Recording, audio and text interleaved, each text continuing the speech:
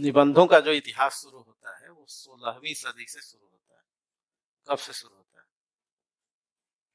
और इसमें दो लोग थे, एक तो माउंटेन साहब थे और एक बेकन साहब थे। ये दोनों 16वीं सदी में, एक 1580 में और एक 17 वर्षों के बाद 1597 में।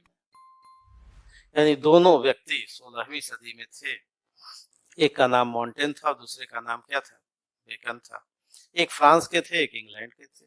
इन्होंने कहा कि नहीं जी, थोड़ा ज्यादा रोचक प्रस्तुति हो, थोड़ा ज्यादा व्यक्तित्व दिखाई दे, ज्यादा ललित पक्ष दिखाई दे, ज्यादा मनोरंजन दिखाई दे, ज्यादा व्यक्ति परक, ये इस पर ज्यादा जोर दिया इन्होंने। दूसरे ने कहा कि नहीं, हमको व्यक्ति के साथ साथ विचार भी चाहिए, विचार प्रधान, और थोड़ा संतुलन चाहिए, संतुलित दृष्टिकोण, थोड़ा सम्यक भाव चाहिए, सम्यक भाव चाहिए। इन निबंधों को आगे चल करके ललित निबंध कहा गया। इसको क्या कहा गया? ललित निबंध कहा गया। आगे चल करके हिंदी विधा, जब हिंदी में, और हिंदी में निबंध का प्रारंभ कब हुआ? निबंध किसकी संतान है? ज्योग्राफी की?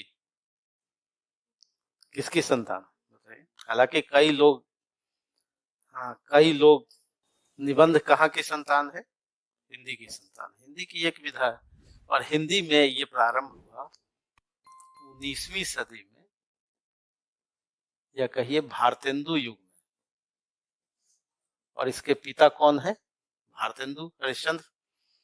यानी भारतेंदु हरिश्चंद्र के प्रयासों से 19वीं सदी में 1850 के बाद, यानी हिंदी विधा के रूप में जो निबंध का विकास है वो 1850 के बाद होता है। बिल्कुल 1850 के बाद।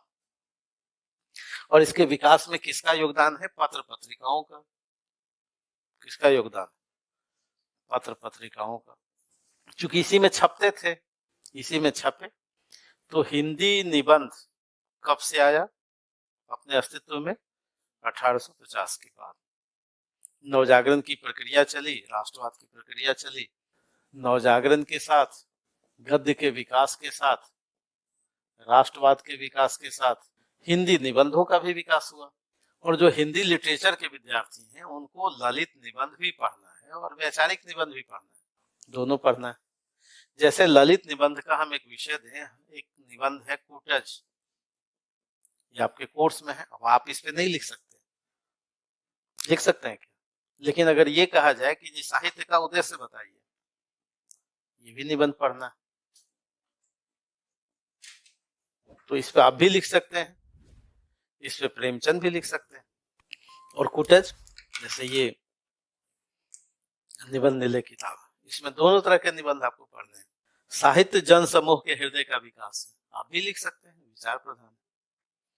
लेकिन कुटज है हजारी प्रसाद द्विवेदी का निबंध, ये कैसा निबंध है? ललित निबंध। ठीक है, यानी इसको फॉलो किया गया।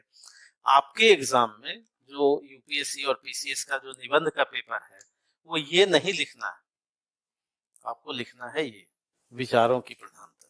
विचार है, संतुलित विचार होने चाहिए, और व्यक्तित्व तो दिखाई ही दे, लेकिन विचारों के साथ दिखाई दे।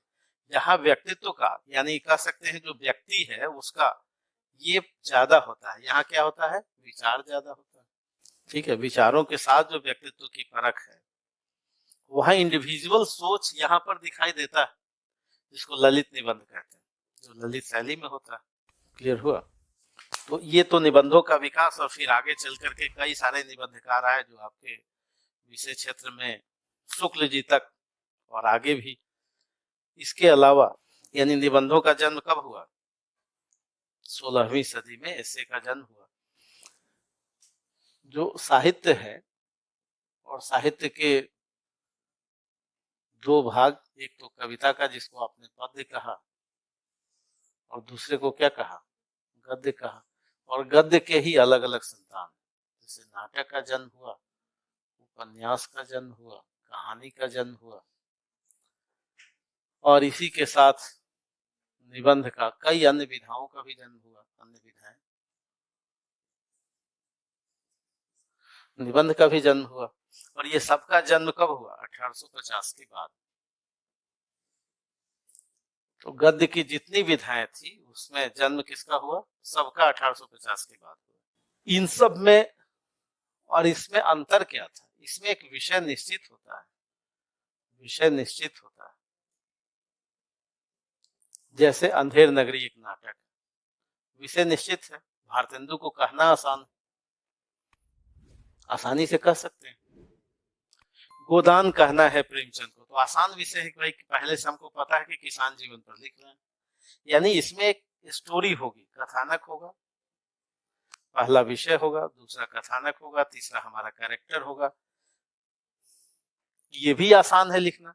रामचरितमानस लिखना, भाई राम पर केंद्र में लिख दिया इन्होंने कविता, राम के सहारे कविता आगे बढ़ रही है। आप कोई प्रेम पर कविता लिखते हैं, आसान है।